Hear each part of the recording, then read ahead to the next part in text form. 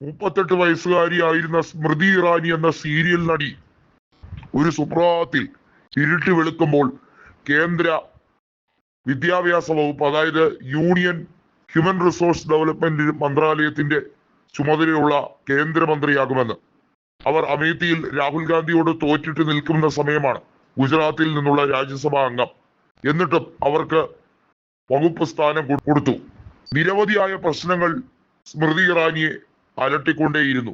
കാരണം അവർക്ക് വകുപ്പും അറിയില്ല, അവർക്ക് കാര്യമായ വിദ്യാഭ്യാസവുമില്ല. ചില തട്ടുപൊളിപ്പൻ ഡയലോഗ് മാത്രം പറയാൻ അറിയാം. പിന്നീട് ഹൈദരാബാദ് വാർസിറ്റിയിൽ രോഹിത് വേമുലയുടെ മരണം ഉൾപ്പെടെയുള്ള നിരവധി വിഷയങ്ങൾ ആളിക്കത്തുമ്പോൾ സ്മൃതി ഇറാനി എടുത്ത തീരുമാനങ്ങൾ പലതും തെറ്റാണെന്ന് മനസ്സിലായി.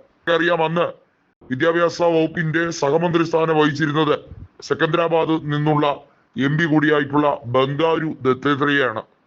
അദ്ദേഹവും ഏറ്റവും മോശമായ രീതിയിലുള്ള ദളിത് വിവേചനം നടത്തുന്ന വ്യക്തിയാണ് എന്ന് മനസ്സിലായി. സാധാരണക്കാർക്ക് ഒരു രീതിയിലും അടിസ്ഥാനപരമായി സൗകര്യം കൊടുക്കാൻ BJP ഭരിക്കുന്ന നാളുകളിൽ സമ്മതിക്കുമായിരുന്നില്ല എന്ന തുറന്നു പറച്ചിൽ ഇപ്പോൾ സ്മൃതി ഇറാനി തന്നെ നടത്തുകയാണ്. സ്മൃതിയെ സംബന്ധിച്ചിടത്തോളം ഇപ്പോൾ ഉപജീവനത്തിന് സീരിയൽ തന്നെയാണ് ശരണം.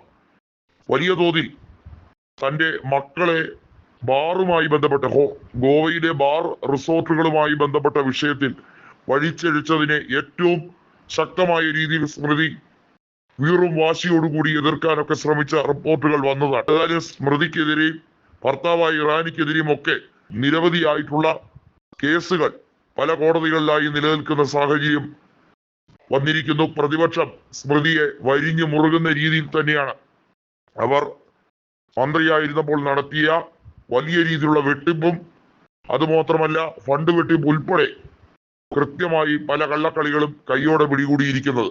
ഇപ്പോൾ സ്മൃതി ഇറാനി പറയുന്ന ലോക്സഭാ തെരഞ്ഞെടുപ്പിൽ BJPയിലെ പല MP മാരുടെയും ജയം എങ്ങനെയാണെന്ന് തനിക്ക് വളരെ വ്യക്തമായി അറിയാമെന്നാണ്. താൻ പരാജയപ്പെട്ടതിന് കാരണം അമിതമായ ആത്മവിശ്വാസമായിരുന്നു. എന്നാൽ BJPയിലെ പല MP മാരും ജയിച്ചു കയറിയ സാഹചര്യം തനിക്ക് വളരെ വ്യക്തമായി അറിയാം. അത് പറഞ്ഞാൽ മന്ത്രിസഭ തന്നെ തകർന്നെന്നിരിക്കാം. അത് തന്നെയാണ് സ്മൃതി ഇപ്പോൾ പറഞ്ഞിരിക്കുന്നത്.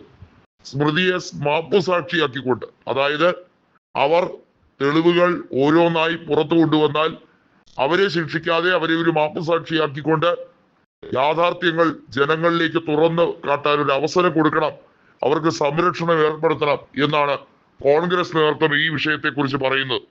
നമുക്കറിയാം, കുറേയേറെ നാളുകളായി അവർ അസ്വസ്ഥതയിലാണ്.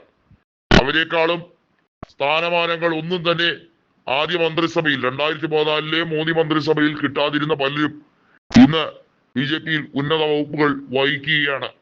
എന്നാൽ സ്മൃതിയാകട്ടെ ഒരു രീതിയിലും പുരോഗതിയില്ലാതെ ആകപ്പാടെ സീരിയലിൽ അഭിനയിച്ച് തെക്ക് വടക്ക് നടക്കുകയാണ്.